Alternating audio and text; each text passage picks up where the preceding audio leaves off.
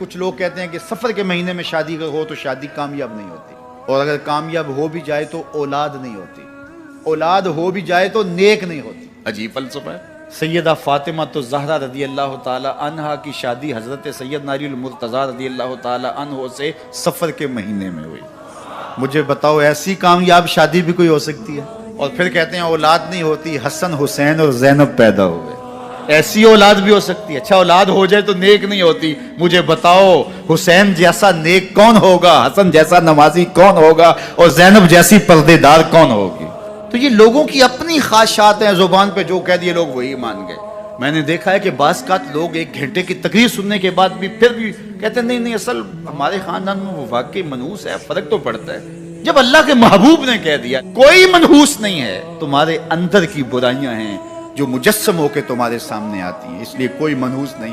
ہمارے والدین نے بچپن میں ہی ہمیں یہ باتیں اچھی طرح سے ازبر کروائیں اور ہماری تربیت اس طرح کی کہ ہم الحمدللہ کبھی بھی ذوف الاعتقادی کا شکار نہیں ہوئے۔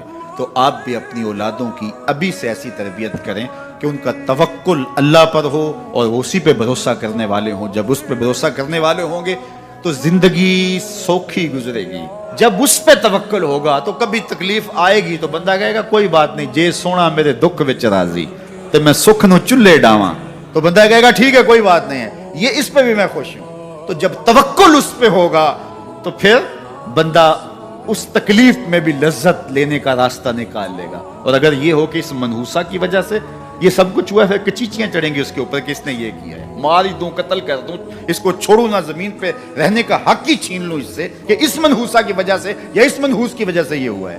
کوئی کسی کی وجہ سے نہیں ہوتا، یہ ہماری اپنی بدعمالیوں کی سزا ہے۔ اگر کوئی ہمیں نقصان در نقصان ہو رہا ہے تو توبہ کریں، اپنے گناہوں پہ غور کریں، کسی سے دھوکہ تو نہیں کر رہے، کسی کا دل تو نہیں دکھایا، ظلم تو نہیں کیا، اپنے ماں باپ کی نافرمانی تو نہیں کی، اور اگر ہمیں